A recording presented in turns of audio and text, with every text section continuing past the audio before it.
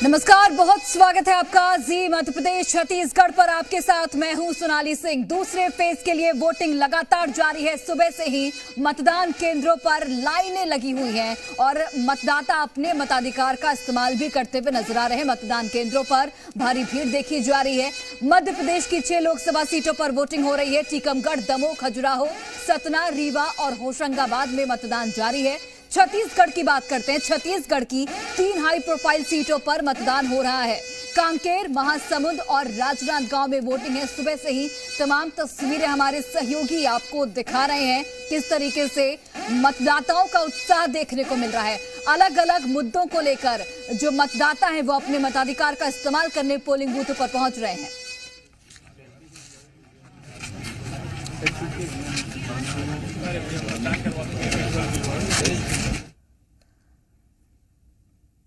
तो ये deputy CM Vijay Sharma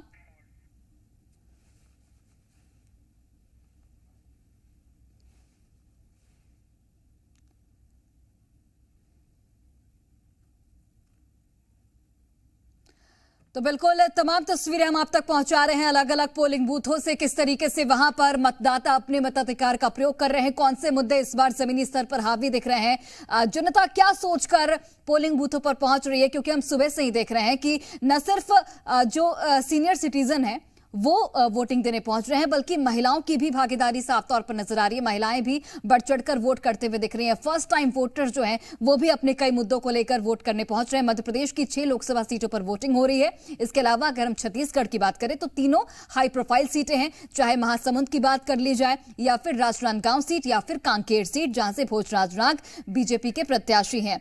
तो हमारे तमाम जो मेहमान हैं वो जुड़े हुए हैं। चर्चा की शुरुआत करेंगे और सबसे पहले मैं रुख करना चाहूंगी अजय चंद्राकर जी का, जो कि राजनीतिक विश्लेषक हैं, छत्तीसगढ़ से ताल्लुक रखते हैं, छत्तीसगढ़ की राजनीति को बेहद अच्छी तरीके से समझते हैं। अजय चंद्राकर जी, जिस तरीके से ये 3 हाई प्रोफाइल सीटें, एक एक सीट पर मैं आपसे चर्चा करूंगी, लेकिन सबसे पहले मैं आपसे ये जानना चाहूंगी कि 2019 के लोकसभा चुनाव से इस चुनाव को आप कितना अलग समझ रहे हैं और कौन कौन से मुद्दे इस बार हावी दिखते हैं। देखिए सोनाली जी 2019 का जो लोकसभा चुनाव था उस समय पुलवामा भी था और विपक्ष बिखरा हुआ था जी। 2024 का जो लोकसभा चुनाव है दोनों में आपस में तुलना नहीं हो सकती। अगर हम तीनों सीट की चर्चा करें तो महासमुंद लोकसभा सीट लेते हैं और महासमुंद लोकसभा सीट का जो टोपोग्राफी है उसके अनुसार बसना सरायपाली का एरिया उड़ीसा के कैचमेंट एरिया में आता है, हालांकि वो छत्तीसगढ़ में। और दूसरी तरफ ताम्रध्वज साहू जी गए हैं और साहू मतदाताओं और आदिवासी मतदाताओं की संख्या बहुत है, लेकिन 2014 का भी कंपेयर करना चाहिए। माफी के साथ आपको रोकना चाह रही हूं, आप अपनी बात जरूर पूरी कीजिएगा। एक बार कवर्धा का रुख कर लेते हैं, जहां पर हमारे सहयोगी रुपेश गुप्ता जुड़े हुए हैं। रुपेश, क्या कुछ तस्वीरें आपके पास दिखाइए। Deputy CM Vijay Sharma vote डालने के लिए आ चुके हैं। सुबह उनको आना था, थोड़ी देर हो गई, लेकिन पूजा पाठ करके घर से पहुंचे हैं और अभी फिलहाल मीडिया से बातचीत कर रहे हैं और धीरे धीरे आगे बढ़ रहे हैं। थोड़ी देर के बाद वो अपना वोट डालेंगे।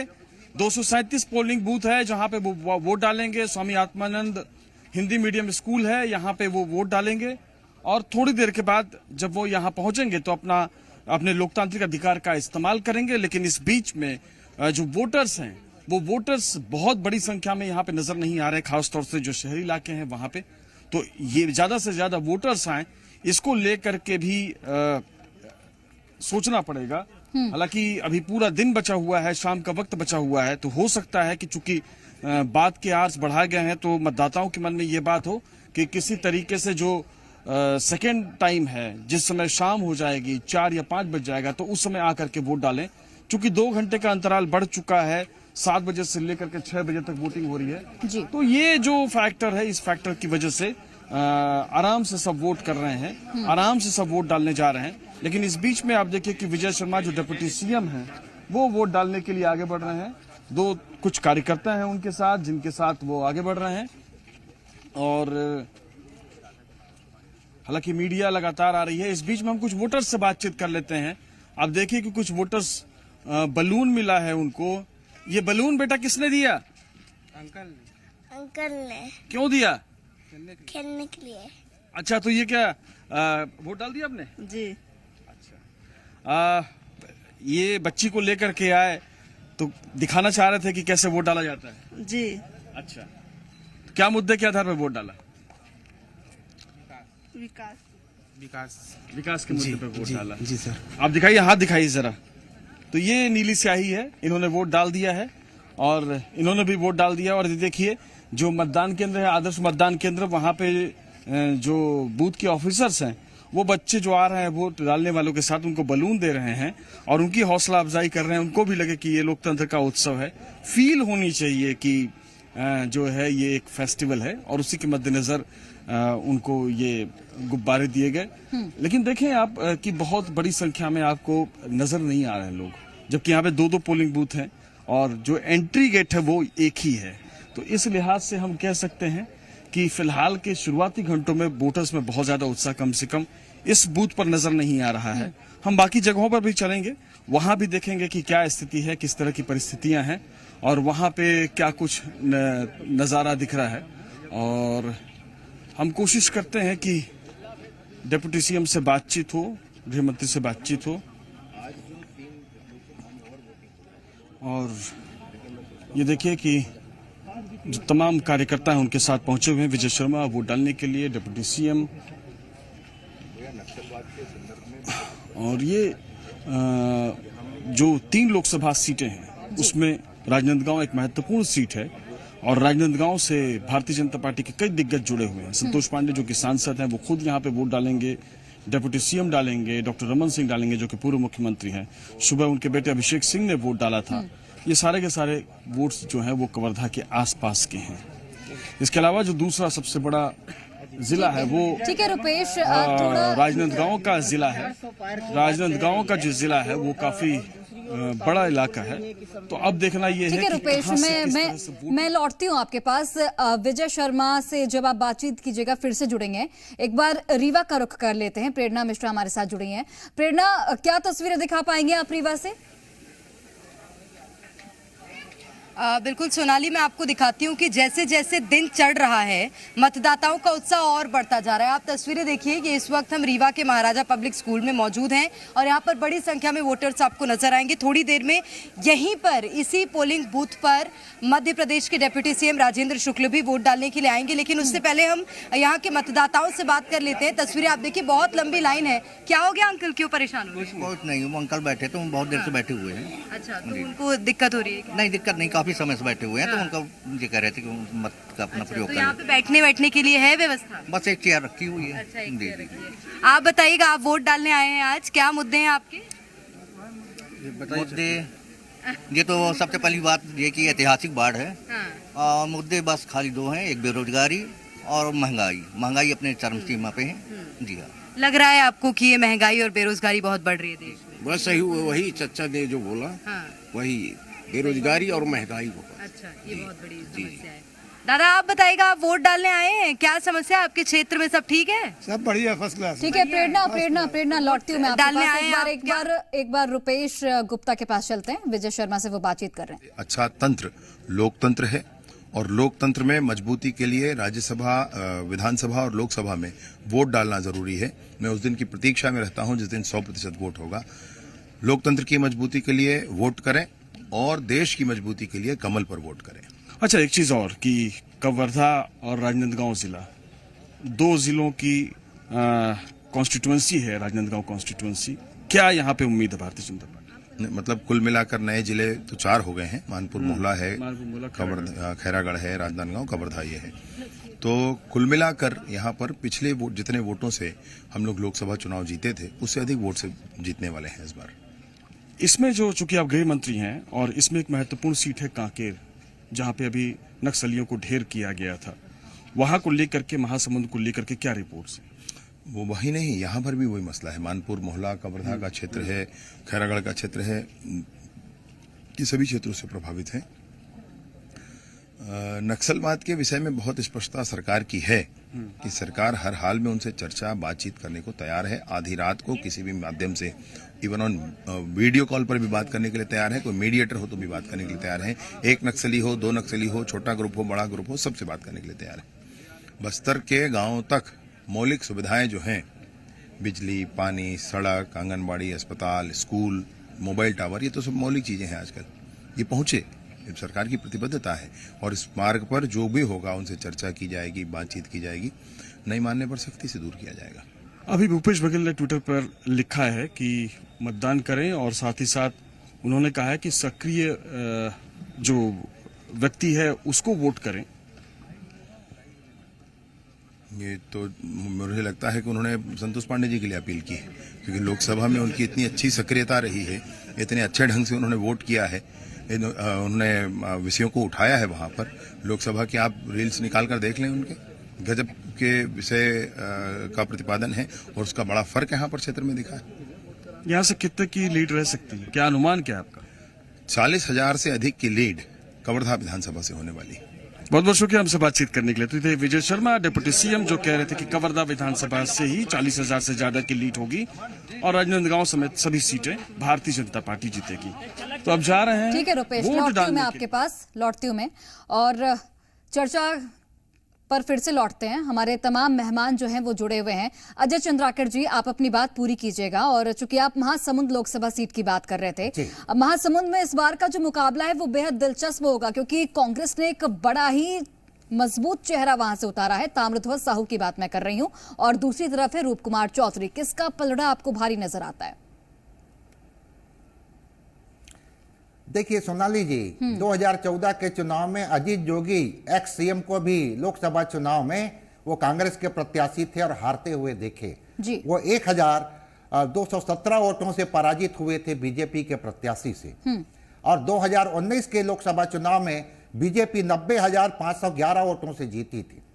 अगर हम 23 के विधानसभा चुनाव के साथ कंपेयर करें तो बीजेपी 4 सीटों पर जीती, उनको 72,976 वोट मिले थे, और कांग्रेस भी 4 सीटों पर जीती थी जिसमें 82,103 वोट मिले थे। तो कांग्रेस की लीड यहां पर 9,157 वोटों की थी। तो यह काफी दिलचस्प है महासमुंद का लोकसभा चुनाव। रही बात कांकेर का, तो कांकेर में भी पिछला जो लोकसभा चुनाव 19 का कांग्रेस हारी थी मात्र 6,914 वोटों से। तो कांटे का मुकाबला है। लेकिन लोकसभा चुनाव के बाद हम विधानसभा चुनाव से कंपेयर करते हैं सोनाली जी, तो कांग्रेस को टोटल लीड मिली थी 1,11,588 और बीजेपी को 29,286। तो कांग्रेस यहां पर विधानसभा चुनाव में 82,300 वोट से लीड की थी। लेकिन सबसे मजेदार है राजनांदगांव का सोनाली जी, यहां पर 3 सीट में भले बीजेपी जीती, लेकिन बीजेपी की लीड 1,11,074 वोटों की रही, और कांग्रेस 5 सीटों पर जीती, वहां पर उनकी लीड मिली 79,840। तो बीजेपी को 31,234 वोटों की लीड मात्र 3 सीट लाने के बाद रही है। अब मूल बात यह है, जैसे विजय शर्मा जी कह रहे थे कि कवर्धा से हम 40,000 वोटों से लीड करेंगे, यह बात सही है कि विधानसभा चुनाव में बीजेपी को 39,592 वोटों की बढ़त मिली थी। ठीक है, ठीक है। कांग्रेस के प्रवक्ता जुड़े हैं हमारे साथ, विकास बजाज जी। विकास बजाज जी, किस तरीके का मुकाबला आप देख पा रहे हैं, चाहे महासमुंद की बात की जाए, राजनांदगांव की बात की जाए, या फिर कांकेर की बात की जाए? राजनांदगांव सीट की अगर मैं बात करूं तो अभी हमारे सहयोगी विजय शर्मा से बातचीत कर रहे थे, डिप्टी सीएम है, उन्होंने कहा कि भूपेश बघेल उतने एक्टिव नजर नहीं आते, चूंकि उन्होंने संतोष पांडे को बीजेपी ने उतारा है। और भूपेश बघेल ने ये ट्वीट भी किया है यहाँ पर कि जो एक्टिव रहता है उसे, जो मतदाता है वो अपने मताधिकार का इस्तेमाल करके उसे जिताए। लेकिन विजय शर्मा तो कह रहे हैं कि एक्टिव ही नहीं है भूपेश बघेल जमीनी स्तर पर। ये उनकी अपनी बात है। देखिए, मिरर इमेज पिछली चुनाव 2019 के चुनाव में भारतीय जनता पार्टी को 9 सीट और कांग्रेस को 2 सीट मिली थी। इस बार के चुनाव में कांग्रेस को 9 और भारतीय जनता पार्टी को 2 सीट मिलने वाली छत्तीसगढ़ से। 9-2-11 हो जाएगी भारतीय जनता पार्टी छत्तीसगढ़ से इस बार, क्योंकि इनके पास अभी 4-6 महीने की सरकार में लोगों ने फर्क देख लिया कि 5 साल के कांग्रेस शासन में जो सुशासन था और 4 साल में अव्यवस्था का माहौल है, आपस में मंत्रियों की बन नहीं रही है, मुख्यमंत्री का नेतृत्व कोई स्वीकार नहीं कर पा रहा है। ऐसी बातें हो रही कि आने वाले चुनाव के बाद शायद उनको भी बदल दिया जाए। और मोदी की गारंटी किस बात की कि वो जो 15 लाख मिलने वाले थे वो आगे भी नहीं मिलेंगे, 2 करोड़ रोजगार जो मिलने वाले थे हर वर्ष वो भी आगे नहीं मिलेंगे। कांग्रेस ने जो अपना घोषणा पत्र दिया है महिलाओं, आप देखेंगे बूथ में अभी आप लगातार चित्र दिखा रहे हैं, महिलाओं की संख्या बहुत ज्यादा है। तो 1 लाख रुपए प्रति वर्ष जो महिलाओं को मिलने वाला है, उनसे उनकी आर्थिक स्थिति जो मजबूत होने वाली, घर चलाने में जो उनको सहयोग मिलने वाला है, और जो बेरोजगार युवाओं को 1 लाख स्टिपेंड और उनको जो रोजगार का प्रशिक्षण मिलेगा, तो ये जो 2 बड़े मुद्दे हैं। जैसे आप जनता आज लेकिन विकास बजाज जी, महतारी वंदन योजना भी तो है ना बीजेपी की तरफ से, तो उसका भी तो इम्पैक्ट देखने को मिलेगा। महतारी वंदन योजना 1,000 रुपए प्रति माह है।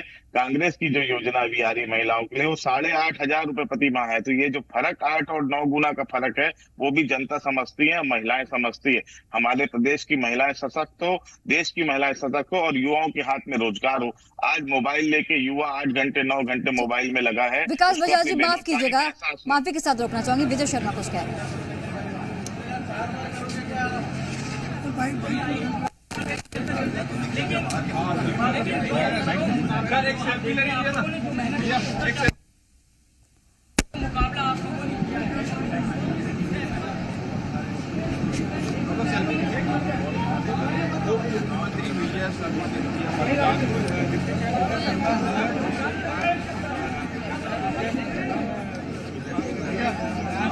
चलिए तस्वीरें विजय शर्मा कुछ कह रहे हैं वो भी आपको सुनाएंगे। और डेप्यूटी सीएम ये राजनांदगांव सीट की हम बात कर रहे हैं, मजबूती के लिए वोट करें। दुनिया की सबसे अच्छी व्यवस्था लोकतंत्र है। लोकतंत्र की मजबूती के लिए वोट जरूर करें। सर 4 महीने की आपकी सरकार को राजनीतिक चर्चा बाहर कर लेंगे। राजनीतिक चर्चा बाहर कर लेंगे। राजनीतिक चर्चा बाहर। चलो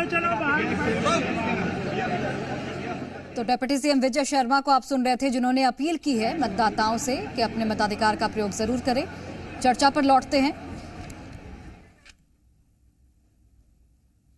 विकास बजाज जी लगातार जुड़े हुए हमारे साथ। विकास बजाज जी, चूंकि आप बोल रहे थे कि महतारी वंदन योजना का असर उतना नहीं दिखेगा जितना कांग्रेस की योजनाओं का असर दिखेगा, लेकिन मैं आपसे ये जानना चाहूंगी, राजनांदगांव सीट की ही बात करते हैं। यहां पर अगर मैं बात करूं, बीते 4 चुनाव में बीजेपी ने जीत दर्ज की है और कहीं ना कहीं आपको लगता है क्या कि रमन फैक्टर दिखेगा, रमन सिंह का फैक्टर? देखिए, रमन सिंह जी को तो भारतीय जनता पार्टी ने खुद ही हाशिए पे डाल रखा है, तो वो फैक्टर उनका उनके इसी बीच बीजेपी के राष्ट्रीय अध्यक्ष जेपी नड्डा कुछ कह रहे हैं, वो सुना रहे हैं, चर्चा पर लौटते हैं। 1951 को कहा था कि पिछले 20 वर्षों में पंडित नेहरू ने 2000 भाषण दिए हैं, लेकिन उन्होंने एक बार भी अनुसूचित जाति के कल्याण के बारे में बात नहीं की है। इससे आप अंदाजा लगा सकते हैं कि कांग्रेस पार्टी को हमारे लोगों के प्रति कितनी सहानुभूति है। पंडित नेहरू हमेशा मुसलमानों के पक्ष में रहते हैं। मैं नहीं चाहता कि मुसलमानों की अपेक्षा हो, कदापि हम नहीं चाहते कि मुसलमानों की अपेक्षा हो, लेकिन मैं ये जरूर चाहता हूं।